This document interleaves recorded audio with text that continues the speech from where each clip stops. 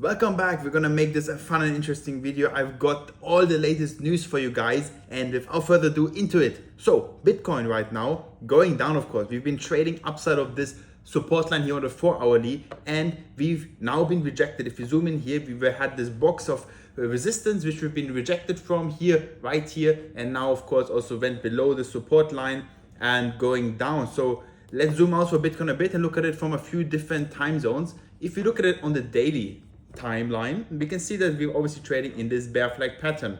If I draw it for you guys, we have the bear flag pattern right here, and then we have the flag, and then we will trade down again. This is the pattern, and we're in a bear market right now, so most likely we will go further down. We've been rejected obviously right here, and it looks like we are currently targeting around about the $70,000 region first, before we then eventually go further down. Now you might be asking, what is this red line? Well, let me show you what the red line is. The red line is the day, it's May 4th. Now what happens on May 4th? Well, let's look at history. May 4th, in the two bear markets ago, we went down on May 4th. You can see right here, on May 4th, we went down.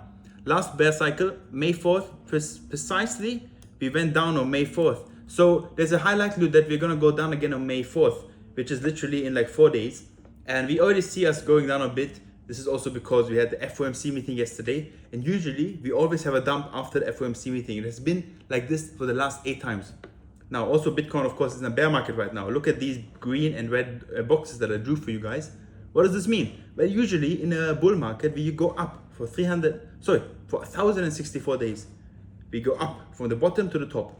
This was the same last time. The time before that, 1,064 days. The number is right here. And then before that also 1,064 days, so we went up. Now we also go down always for a certain number of days, which is 364 days. Look at this number, 364 days top to bottom, 364 days top to bottom.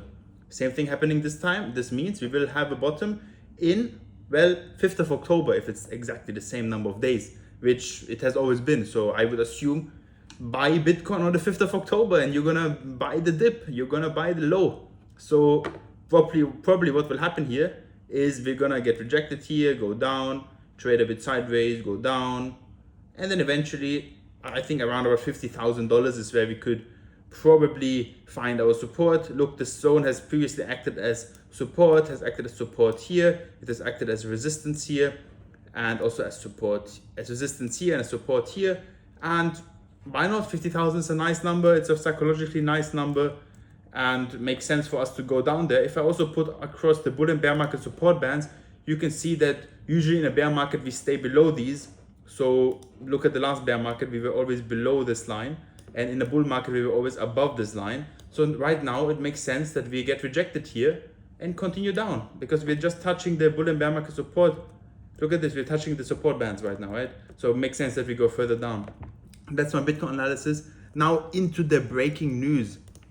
Let's go into it. So we had a few companies having Q1 year-over-year quarterly reports, of course, coming out, and Amazon fell 6%. Google actually went up 5%. Nice. Another thing, Meta fell 7% despite posting stronger than expected Q1 earnings. So a mixed result, right? And then Ford company made up 7%, also very good results, with over 247% above expectations. So they're doing good for themselves. Earnings good. Next thing to talk about is we had the last FOMC meeting for Jerome Powell yesterday. And we know that the outcome was 3.5% to 3.75% target in interest rates. So interest rates remained the same. They're not going to change the interest rates here at 3.5%. Also, higher energy prices will push up near-term inflation. We have, of course, higher energy prices right now because of the Iran conflict. Oil prices are up. We're going to go into that as well. And inflation could be higher. So next month, I would not be surprised if inflation readings are higher. And also if interest rates remain the same. I don't think they'll go up, but I don't think they'll go down either. The Middle East situation is contributing to uncertainty, of course. Due to the situation, we don't know what will happen. If there's more war, oil prices will go up and inflation will go up. The current Fed policy stance is appropriate. They said that we are in a slightly inflationary situation, and of course they try to use always words which are not too negative or too positive, they want to keep a neutral stance usually. And Jerome Powell will actually remain on the federal board as a governor after May 15th. And this might be good because he might be able to influence the new chairman to not reduce the interest rates. Because in my opinion, even though it's amazing for the markets and reducing interest rates will pump the markets, and Bitcoin will go up and gold will go up, the S&P 500 will go up. It has already made new all-time highs, but it will go even further. It's not good for the economy long term because it will just cause more inflation. And let's quickly talk about the most recent US inflation numbers. Well, we can see here that we are right now at 3.3%. In February, we were at 2.4%. So we were pretty much at around 2.7 to 2.4% until, of course, the war happened and oil prices went through the roof. And now we have higher inflation. If the war stops, of course, inflation will go down again. And we can see here also kind of how Jerome Powell performed, because the objective of the Federal Reserve is to keep inflation at around about 2%. Now, if you look at the last 10 years, they had a pretty successful time of keeping it around about 2%, with the exception of COVID, of course, when it went all the way to 9% in June 2022. But this has quickly recovered again. Not quite at 2% yet, but like 3%, 2.5%. I think he's done a fairly good job. Now, if we look at the decision yesterday, which was made, right, to keep the interest rates, we're not talking about inflation now, we're talking about the interest rates, to keep them at a target of 3.5 to 3.75%, we see they're unchanged. They have been the same for the last 4 consecutive FOMC meetings, which happens every 3 months. And we're slowly going down with the interest rates. For the pattern that I can see, if I zoom here out a bit, let's show all of the interest rates since 2001. In a recession, interest rates are low, right? For anyone watching, you can skip this forward if you know this stuff, but I like to repeat it anyways because it's useful information. During recessions and hard times, interest rates are being lowered so that borrowing money becomes easier. This means that businesses can borrow money to stimulate business and the economy will grow. And we can see this right here. After 2008, the recession, interest rates immediately went down to like almost 0.2%, almost nothing. And they stayed low pretty long. It has taken a long time for markets to recover, and they've recovered tremendously after 2008. The S&P 500 is at new all-time highs. Markets are doing great. And of course, then again in 2020, when COVID happened, again, we dropped the interest rates tremendously. And usually, lower interest rates means that it might be an indicator for something bad to happen. Look, every time we had interest rates going down, eventually we had a recession coming. Dot-com bubble, 2008 market crash, COVID, 2026 crash, who knows, potentially. Well, next thing we're going to talk about is that Trump, he actually said that Jerome Powell wants to stay at the Fed because he can't get a job anywhere else. Nobody wants him. And what this reminds me of is that politics should have no influence on interest rate decisions. Politicians are there for a fixed number of years. Either in the US, it's either 4 or 8 years for 1 or 2 terms. And of course, politicians, their goal is to be re-elected after 4 years. And how do they do this? They do this by having a healthy economy, low unemployment, a lot of growth in the economy. And this is, of course, achieved through lower interest rates. By reducing interest rates, like I said, borrowing becomes cheaper and the whole economy booms. But this is not good for inflation long term.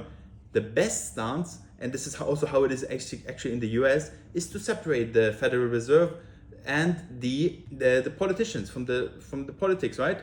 So Trump is pushing for lower interest rates, and he of course is pushing also Kevin Warsh, the new Fed chairman, to reduce interest rates. Kevin Warsh has clarified and confirmed that he's not going to abide and not be a puppet to Trump. And just see what's going to happen. I don't think they should lower interest rates, in my opinion. Like I said, inflation is still high and the war in Iran is uncertain, like we discussed, right? In the FOMC meeting they discussed. And next thing, let's talk about the US gas prices. The average price for a gallon of gas in the US has risen to $4.23, which is the highest since 2022. You can see here the difference across the different states. On the west, California, Alaska, they're very high. Texas is on the lower end. And we know that they produce oil actually around about this region in Texas. They produce a lot of oil themselves in the US. The US is a major oil exporter also. So it benefits them that the oil prices are high. But the population does not like it. Oil prices, gas prices are high, cost of business is high. suddenly businesses, they spend more money on transport, and this higher cost will be then reflected in higher prices, so inflation basically. And we can see here oil prices right now creating almost new all-time highs, went down initially as of course we had the ceasefire announcements, which then eventually did not happen, and now oil again is pumping upwards. So let's see what's going to happen. No one knows, unless of course you're Trump or you're in Iran. So next thing to talk about is this, and this is basically showing us the US oil reserves, and they're draining very fast. You can see here the National Strategic Petroleum Reserve is reducing, as of course the US has very high oil prices and they are using up their oil reserves, which eventually will run out. Just to highlight that point. Next thing to talk about is the S&P 500. Well, S&P 500 is doing amazingly. It is set for the best month since 2020 with almost 10% gain per month. Now the target for the S&P 500 is around about like 8% per year, I would say. Consistently doing 10% per month is amazing, and it's outperforming crypto.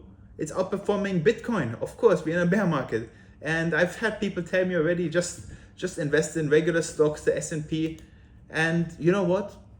It's not a bad idea. Invest in the S&P 100%. It's not even not a bad idea. It's what you should do. But also invest in Bitcoin. Diversify. Don't put all your money in one egg, one egg in all basket. You know what I mean? So diversify your money. Don't put all your eggs in one basket.